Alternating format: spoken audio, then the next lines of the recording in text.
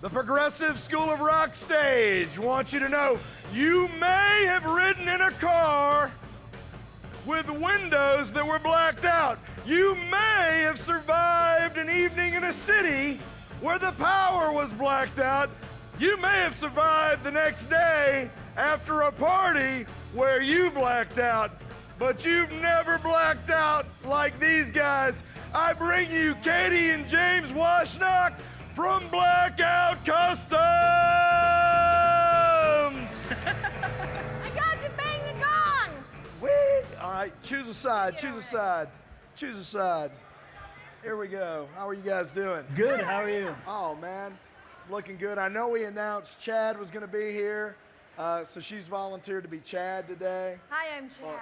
I am Chad, the Chad. So now we're gonna kick this off, guys. I just met you guys yesterday, which I think is crazy because I've been to Sturgis like 24 times in my life. That's about how many times I've been there. Yeah, since you were a baby, since you were one. Yeah, I was gonna say. Yeah. So, but I can't believe we haven't met since you're in South Dakota.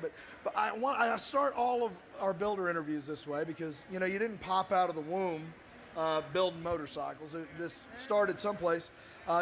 Katie, I'll start with you. When did you fall in love with motorcycles? I fell in love with motorcycles. My entire family's ridden my entire life, but I truly fell in love with motorcycles when I fell in love with him. I know, oh, so cute. James built our first custom bike in the living room of our home. I have since gotten new carpet. Very good. Yes, but that's just kind of how we like to say that we started off with two kids with a dream. A kid with a living room and a wrench set and a dream. And we kind of went from there. That's cool. What about you, James? When did you fall in love with bikes? Boy, it was probably about 14. I got on my first dirt bike and I wasn't going to let go from there on. That was it, huh? So dirt bikes got you hooked. Your parents encouraged it then? I mean, they didn't discourage it? At first with dirt bikes they did because I don't know, parents, dirt bikes, not being familiar with it. But my dad bought his first Harley in 2002, and luckily I get to own that now, and that baby is staying with me. Sweet, very good. Now, what was the first street bike you rode, Katie? The first street bike that I rode was a really awesome, tiny little baby Honda Shadow. My parents also won't sell my first bike. It was the bike I learned on, it's the bike my little brother learned on, it's the bike my cousins all learned on. So I'm a big, tough biker.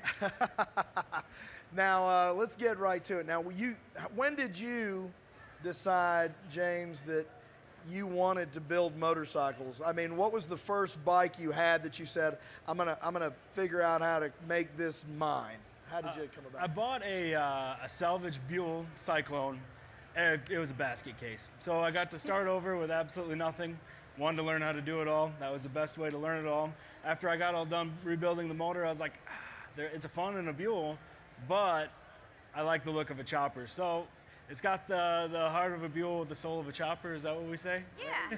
All right. Now, did you do the frame and everything, or did you find a frame that was already... Yep, that one I bought the frame and bought the gas tank and the fender and then fabricated everything to fit. Now, whose frame did you use for that? Craft Tech Inc. was the first frame. Okay, I was thinking that you were going to say Redneck Engineering. No. They had a Buell frame, it worked really well for those. So, Craft Tech Engineering, so you piece that bike together, and you still got it? Yes, I do. All right. Is it because you can't sell it, or no? I was just kidding. I can't part with it. Yeah. Well, so now, were you ever allowed to? Were your parents encouraging the Shadow? Did you customize it at all, or? No, the Shadows stayed pretty original. Like I said, it's kind of a family bike. Everybody learned on it. I did put some pink tassels on it. I'm sure your little brother loved that. Yeah. Oh, he was quite upset. Quite upset. He took them off when he inherited it. I'm sure. So, but no, honestly, the first custom that I really rode was our Project One, which was the Buell, which I have since inherited from James. He's not allowed to ride it anymore. It's too much fun. It's too much fun for me. Wow, I can't wait to see that one. Now, Cutthroat Customs. No, Blackout Custom. I was who's Cutthroat Customs? Oh, I do know those guys. Never mind. Blackout Customs. Who came up with that? Where did this name come from, Blackout Customs? Well, Blackout kind of has to do with our logo as well, this lovely star and wings. James, You're better at telling the story. Go ahead. I don't know. You've already started it. We started from the ground up. We started in the living room, and from there we moved to the barn at the farm that my husband shares with his father. And so we came out of the black. I mean, we came from the bottom up, which is the blackout, and we got the star, and we got the wings, and we can only go up, right? Okay. So Blackout Customs. And it's really fun to tell everybody that they better black out responsibly. There you go. Oh, That's that is pretty good. fun, Yeah, too. Blackout responsibly. You need that on your shirts. I like that. So it is a cool logo, and I like that. Now, you moved from the living room to the barn, probably a good idea. Yes. And are you still in the barn? Nope, we have a full service shop in my hometown, Aberdeen. Well, our hometown in Aberdeen, and yeah, so it evolved. It took steps. Aberdeen, South Dakota, of course. Yep. And let's get a website out there. Blackoutcustoms.com. Blackoutmotors.com. Blackoutmotors.com. You can find us on Facebook, Instagram, Twitter. There you go. So look them up, social media, and all those good places on the World Wide Web. So you don't just customize bikes. You're a full service shop. You'll do the oil changes and the tires and do the whole nine there. Yep. So, okay. A lot of guys don't get into that. A lot of guys just, like in my shop, we only do, I only do what I want to do, and I don't like changing tires, so I don't do that. So, of course, if my wife tells me I have to, then I'll start changing tires. That'll happen. Well, that's why tire changing normally happens at about midnight to 2 o'clock, because I hate it. Yeah, it's got to be the last thing to do. Yeah, it's good. Now, you both work there? We both work there. This is your endeavor.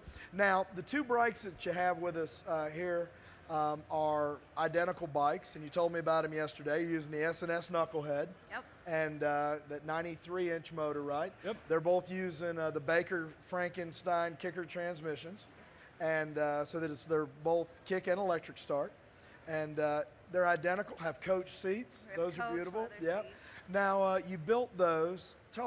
James, you tell me why you built those bikes. Well, we built them for our wedding. It was a communication test, is what it was, and I guess we passed. It started off with the design of the frame, drew it up, sent it off to a friend, Christopher Phillips of Doomtown Choppers.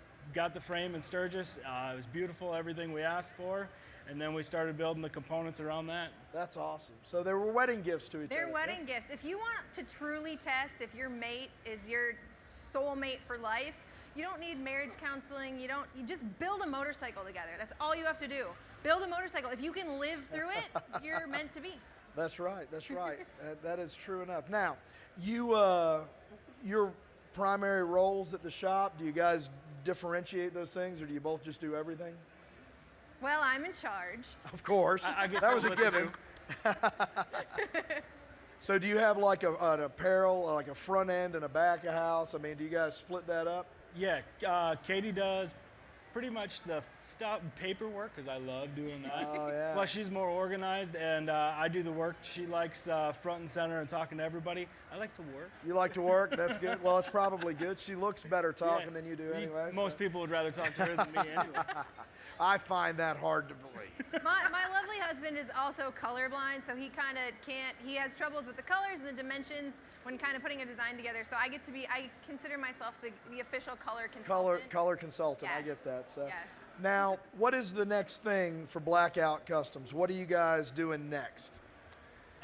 We have a project in the shop right now that we're hoping to get done by Sturgis. It's our take on a bagger, I guess. Okay. It's our take on something very new, and we're really, really excited to show the world, but we might have to wait until Sturgis to get more specifics on it. So Sturgis, very good. Well, that's fine. I might just poke my head in early, just take a look. I won't take Deal. You guys pictures. can come see it if you come visit us in Aberdeen, South Dakota. Aberdeen, South Dakota. That's not much of a deal, actually. That's a long way. That's a long way to the middle of nowhere. That's Aberdeen with the emphasis on the burr. Burr, yes. You guys aren't riding right now, so.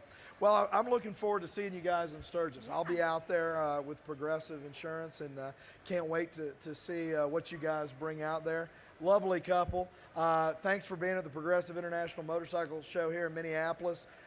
Your bikes are a great addition to the JMP Ultimate Builder Custom Bike Show here, and I'm looking forward to seeing what you guys bring out. Thanks so much. Big hand for Katie and James Washnok. As she explains it, it's wash and knock.